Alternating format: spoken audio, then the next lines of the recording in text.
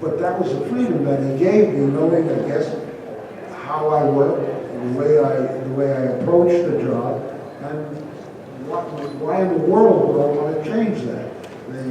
They gave me raises when I didn't even ask for them, which was nice, and I was really happy with it. So I have no reason to go over it tonight. We got like one or two more, I think, here. Anything else? Any other questions? Yes, sir. Joe, your work on Tarzan is so wonderful. What caused you to leave? What caused you to leave Tarzan? Well, there are only 24 hours in a day.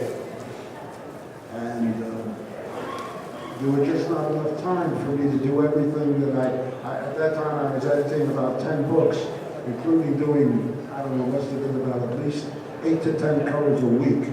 And in addition to checking over the editing of the other books and trying to do as much as I could in between, I took on the chore of doing Tarzan because to me it was really a labor of love.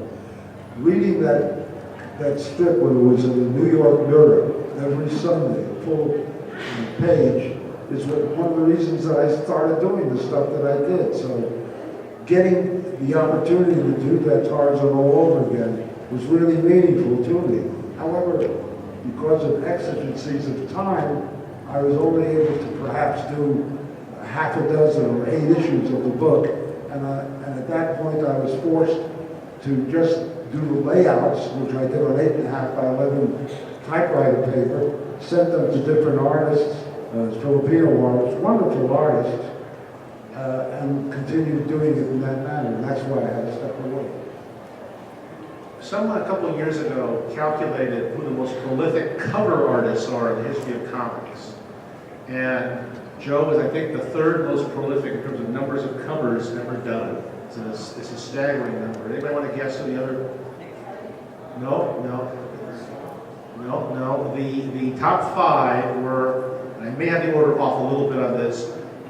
5th was Gil Kane. The 4th was Warren Kremer. 3rd was Joe. 2nd was Jack Kirby. And number 1 was Dan DeCarlo. No, anyway. Yes, sir. First I would say it's really ironic that you said Jack Kirby was number 2, because I saw an interview with you where you said that Jack hated doing covers. He hated doing covers. Yeah, he did. He did an awful lot of them. Oh, I love his work, but yeah. Joe, I was wondering what your favorite work that you've ever done is, what your top is.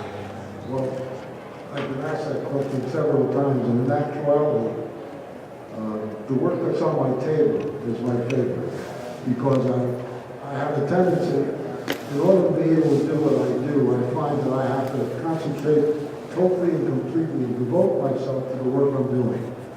And I'm trying my best with every job that I do to make it a little better than the last one. So my current work is the one that's my favorite. But in actuality, I think probably the tour is my character that I put together. Will Eisner said, not long before he left us, that he was amazed that when he sat down, every song he'd still learn how to draw something he couldn't do before. So do you still discover, you just finish a page, I couldn't have done that 20 years ago. Oh, look at it, I'm doing this stuff now. Let's see, I was 12 when I started, I'm 71 years I'm doing this stuff. So I think I'm getting a habit.